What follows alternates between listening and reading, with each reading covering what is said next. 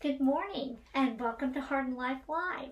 We are the Hardins and we are a family of counselors and coaches, and we love taking 10 minutes each week to hopefully give you some tips that help you live your best life. And we do it from both a therapeutic and a biblical perspective. And this month we are wrapping up this morning our topic of addiction. And we have taken some pretty interesting looks at this topic because it's something we all know about. Because you and I all know, we all know someone struggling with it. If it's not ourselves, a loved one. But, hun, I'm really excited to see how you're going to wrap up, so to speak, our look at this topic as we get ready to approach school year starting. It's prime for the wind up and the addictions to wind up. Well, when I consider addiction, I have to go immediately to a teaching mentor of mine, Dr. David Benner, and I appreciate so much his books and what I've gained from him, and what he calls addiction or addictive behavior is centered in two areas. One is any behavior that gives us the illusion of control and seems to allow us to cover up, avoid, hide from the emotions or the experiences that are really driving the drugs, sex, rock and roll, is the number one indicator of addictive behavior. So it gives us the illusion of control. In fact, you'll often hear an addict say, I got this. I can quit anytime I want to. I've got this. And then number two is we are made for surrender. There's something inside of us that God has placed in us to bow the knee. And what makes addictive behavior or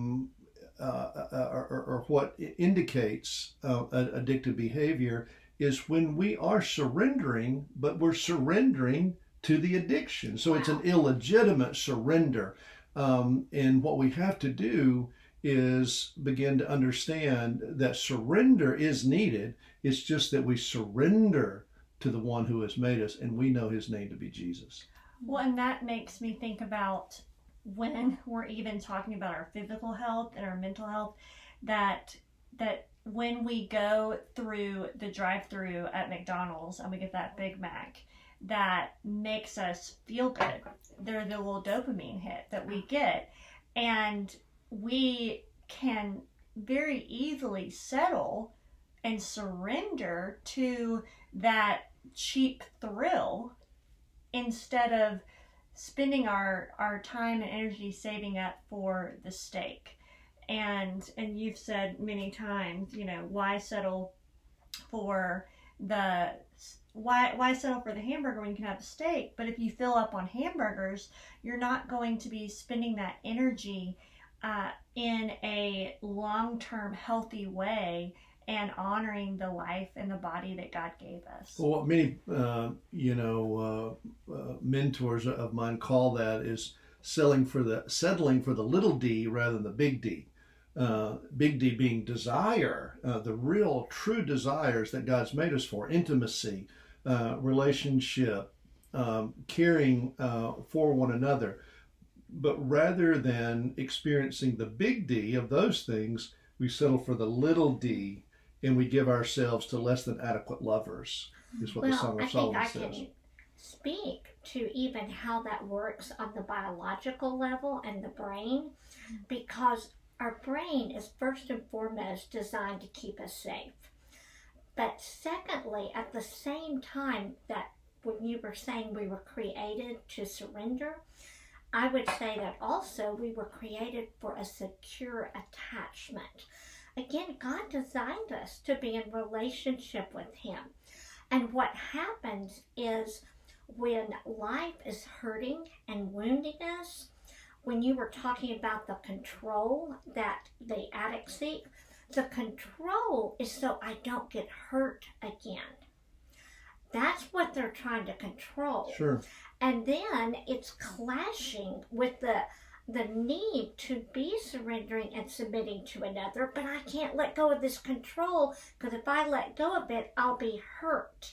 Mm-hmm. And so the addict is torn in that dilemma, both being driven by himself, and yet it's the lesser view of how we were designed to be safely in relationship, not having to protect ourselves. Mm-hmm. Well, that's so well said, and what research is showing us is that addiction is really more about trauma.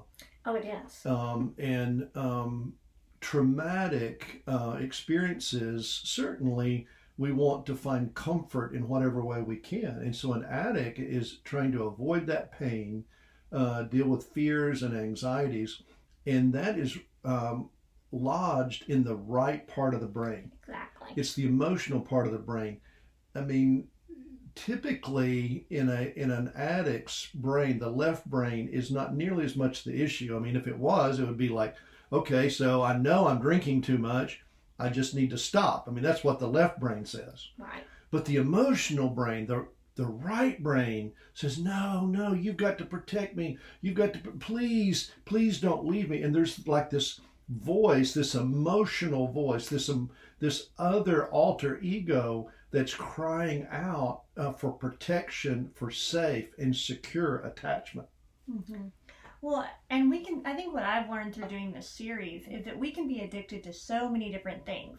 I think typically we think about drugs, alcohol, sex, or porn.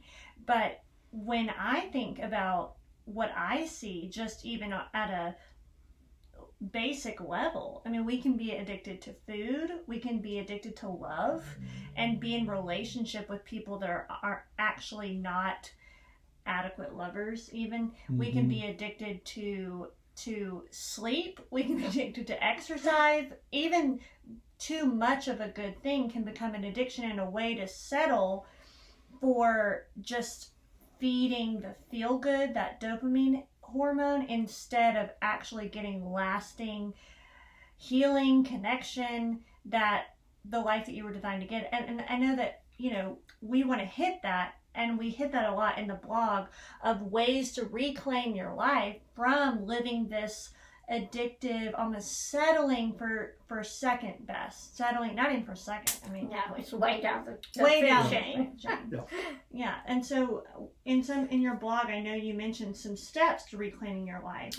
Well, I go through 5 practical steps: respect, honesty, trust, time, and forgiveness. And we really don't have time to develop those now, but I would point you toward my blog.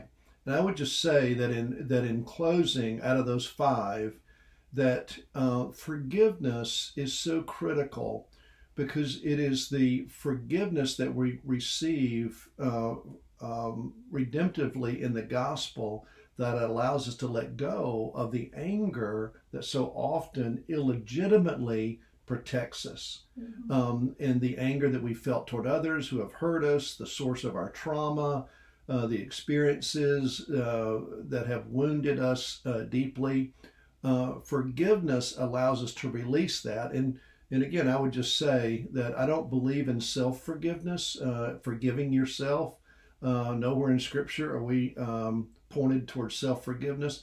We're always pointed toward forgiveness, in that as we have received forgiveness, forgive others. So once again, the surrender, the bow the knee to receive forgiveness, as the gospel indicates, is the first step toward really being free from addiction or any other mastery over our lives.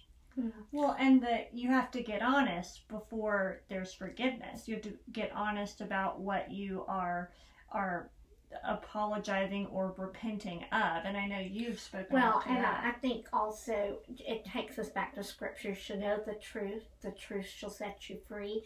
And that's where you're saying forgiveness allows us to face the truth. And I do think, a lot of people are probably go, what do you mean? I needed to forgive myself. What I would sort of counter that with is, it's not self-forgiveness you need, it's self-acceptance. and we accept ourselves in our brokenness because we have been forgiven. Mm-hmm. There's the road to where I can look at the mess I made and yet not keep beating myself up because I've been forgiven. There I can forgive others, and we start to get the shackles of addiction off our life. And I think that's what you're saying, kind of what your blog says so beautifully, below the waterline. You don't solve addiction up here, you solve it down here. So you've got to read Bill's blog. Don't forget our website, hardinlife.com, and we'll look forward to sitting with